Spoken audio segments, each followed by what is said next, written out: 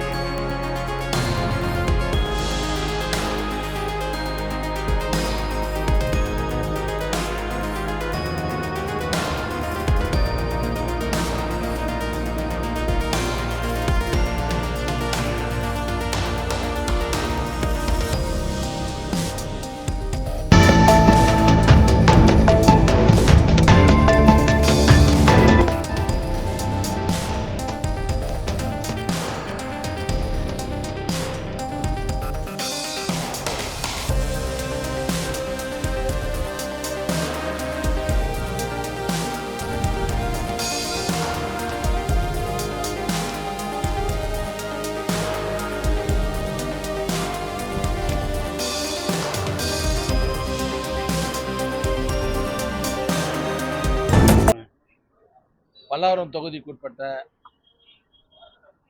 நம்முடைய குரோம்பேட்டை ராதாநகர் பகுதியில் என்னுடைய அன்பு சகோதரர் சீனிவாசன் அவர்கள் 25,000 பிள்ளையார்கள் எல்லாம் விதவிதமான பிள்ளையார்கள் எல்லாம் அமைத்து ஒரு மிகப்பெரிய விநாயகர் காட்சியகத்தை மிகச்சிறப்பாக ஏற்பாடு செய்து எங்களை எல்லாம் பங்கேற்க செய்திருக்கிறார். இவர் இந்த விஷயத்தை 19 வருஷமாக தொடர்ந்து செய்து கொண்டிருக்கிறார். நானே 5 ஆண்டு காலம் இது 6வது ஆண்டாக தொடர்ந்து இந்த கண்காட்சியை நான் தொடங்கி வைத்திருக்கிறேன். இது ஒரு 15 நாட்களுக்கு தொடர்ந்து நடைபெறும். விநாயகர் சதுர்த்தி நான் ஆரம்பிப்பார். இது ஒரு 15 நாட்களுக்கு நடைபெறும்.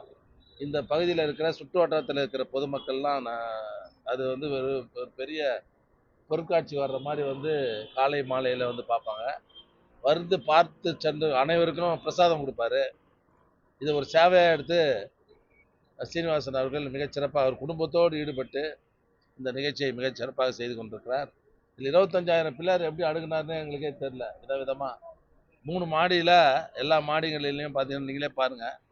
25,000 பிள்ளையாரும் விதவிதமாக பட்டு மாதிரி, ஷவரில் குளிக்கிற மாதிரி, படகு ஓட்டுற மாதிரி, காட்சி தருகிற மாதிரி பல விதங்களில் அமைத்திருப்பது உள்ளபடியே பாராட்டுக்குரியது. அவருடைய சேவை தொடர வேண்டும் என்று நான் வாழ்த்துகிறேன்.